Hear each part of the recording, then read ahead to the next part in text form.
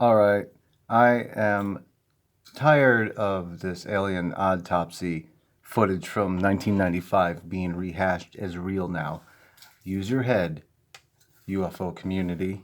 It's been 25 plus years. The technology to make it appear real is outstanding. This is what they are doing, period. The reason why you're looking at a still shot of Stanton Friedman from 1998 is because this is my personal interview I did with him back then. And in it, he discusses Ray Santilli, how he met Ray Santilli, how he investigated this claim, how he debunked this claim. Ray Santilli states that he bought the footage from a Jack Barnett, who was a cinematographer for Elvis. Well, the problem is Jack Barnett died in 1967, so Mr. Santilli, you're a liar. And isn't it convenient now that he comes out after Stanton Friedman is dead, so Friedman cannot dispute or defend himself or these claims? It's no surprise that Bill Moore and Jaime Shondera are making an appearance once again in the UFO community as some people who are legit. As you know, longtime researchers and who have been in this UFO game for 30 years or more remember the Friedman and the dispute that they all went through. Don't have time to go through it now, but here is Friedman himself that I shot way back in 1998, almost 21 years ago. So believe what you like. This is the story. I put it, in your face. Have you seen that UFO autopsy film? I'm in it in what Fox broadcast, yes. They interviewed me for 3 hours and 30 seconds. And I have a whole chapter in my book, Top Secret Magic, about the autopsy, because I met with the exploiter, Mr. Santilli. Everything he told me in our first phone conversation turned out to be a lie. Okay. So Yeah, I met him in England twice. I had phone conversations with him besides. And that's a lie. You think that's a lie? Yeah, I've got very good. When everything he tells me turns out not to be true, it's not a good start. Right. For example, he said that they had shown that President Truman was in Dallas at the time of the autopsy. I said, you checked with the Truman Library? This is not an antagonistic session. This is the first one. I was hoping, gee, if this is true, wow, let me help. He said, yes, they had. Well, I checked with the Truman Library, and of course, Truman was nowhere near Texas or New Mexico from June through October of 47. When I told him that in person, it was in conjunction with his trip to Ottawa. Well, Ottawa is 450 miles north of Washington. Roswell, or Dallas rather, is 1,200 miles southwest. And the trip to Ottawa was in mid-June and was by train. And he was visible. I mean, he got off of the train, talked to me. So, he told me that they had all kinds of information about the cameraman.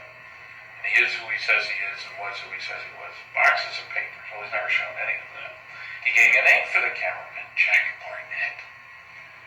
And his connection with him was that he was buying old Elvis footage for a video he was preparing. And it turned out that indeed, if you look at a book about Elvis, you'll see that the first guy to film Elvis was Jack Barnett from Cleveland. Okay. And then I checked it out because the book mentioned somebody else, and I found that somebody else was an expensive lawyer, incidentally. And yeah, Jack didn't film Elvis. Jack was well known. He was an officer in the cinematographers union and stuff. Worked for Universal Studios. So that's how. Well, but he died in 1967. I've got his death certificate. So he couldn't have sold Mr. Santilli anything in 94 or 95. Because He's dead. In addition, he wasn't in the military. Never in the military.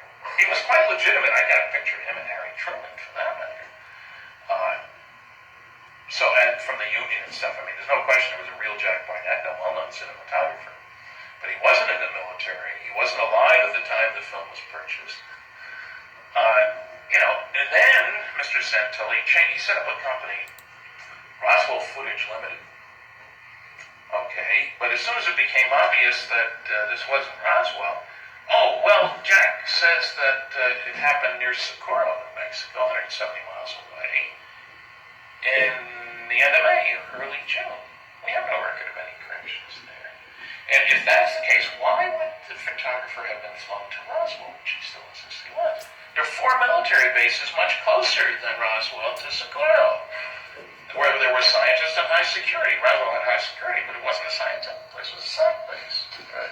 The only atomic bombing group in the world, you know. So nothing.